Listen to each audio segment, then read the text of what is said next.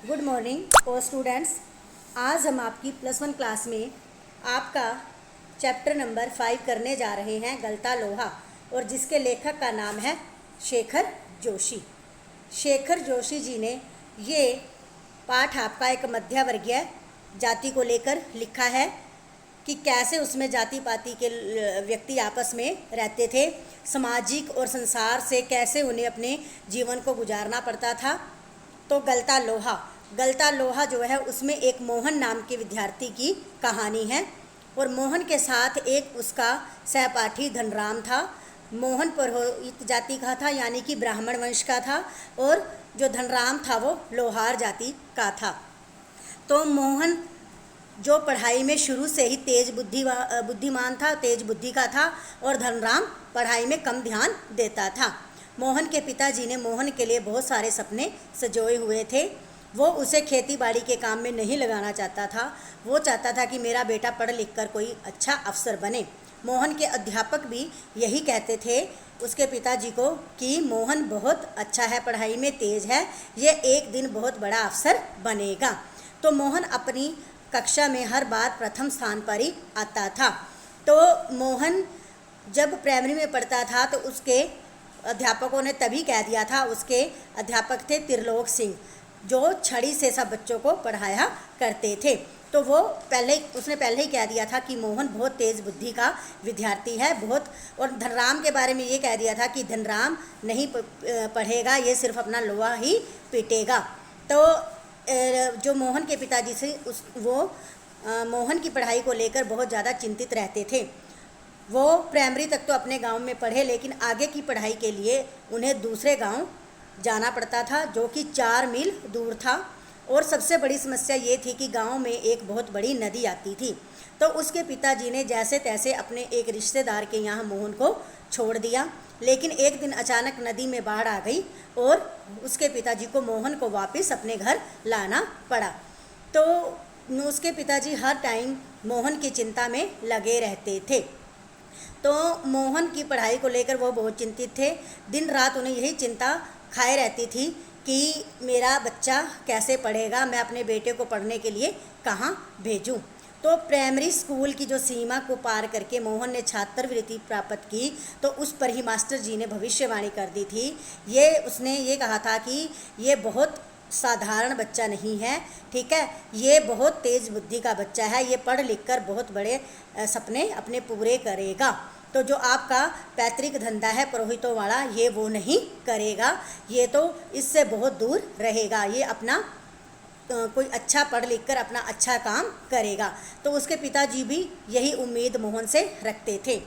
अब एक दिन क्या हुआ कि उसके पिताजी चिंता में थे, तो एक उनके गांव का, उन्हीं की जात का रमेश नाम का युवक लखनऊ से गांव में मिलने के लिए आया। तो उसने मोहन के पिताजी से चिंता का विषय पूछा। तो मोहन के पिताजी ने कहा कि मेरे को मोहन की पढ़ाई की बहुत चिंता है, मैं इसे पढ़ने के लिए कहाँ भेजूं। तो मोहन को अपने साथ जाने के लिए रमेश ने कहा कि आप इसे मेरे साथ भेज दो, जहाँ पर घर में 4-5 सदस्य हैं, एक और यह भी रह लेगा। तो उसके पिताजी को तो जैसे रमेश के रूप में कोई भगवान मिल गया हो, तो उसने बड़ी खुशी खुशी रमेश के साथ मोहन को पढ़ने के लिए लखनऊ भेज दिया। लेकिन वहाँ जाकर रमेश ने लखनऊ में उसका कहीं भी दाखिला नहीं करवाया, उससे घर का सारा काम करवाते थे। जैसे तैसे कहकर मोहन ने अपना दाखिला एक छोटे से स्कूल में करवाया, जहाँ पर वो घर का सारा काम कर कर स्कूल पढ़ने जाता था, और जैसे तैसे उसने अपनी 10वीं की परीक्षा पास की। उसके बाद उसने कहा कि मेरा दाखिला किसी अच्छे स्कूल में करवाओ, लेकिन रमेश ने कहा कि सभी लोग MA BA करके धक्के खा रहे हैं, नौकरियां कहाँ हैं, तुम कोई काम सीख लो और साथ के साथ पढ़ाई कर लो। तो उसने ऐसे ही रमेश ने मोहन का दाखिला एक पास के स्कूल में करवा दिया, जहाँ उसे काम सीखने के साथ साथ पढ़ाई होती थी। तो पढ़ाई पूरी कर कर वो जब अपने गांव गया, तो उसके पिताजी ने गांव में सभी को कह रखा था कि मेरा बेटा एक बहुत बड़ा अफसर बनकर गांव आएगा। लेकिन जब मोहन के जाने के बाद उसे सच्चाई पता चली, तो उसे बहुत ज़्यादा दुख हुआ। तो मोहन जैसे तैसे अपने आप को संभाल पाया, और उसने क्या किया, एक दिन अपना हंसुआ उठाया और खेत में झाड़ियाँ काटने के लिए चल दिया।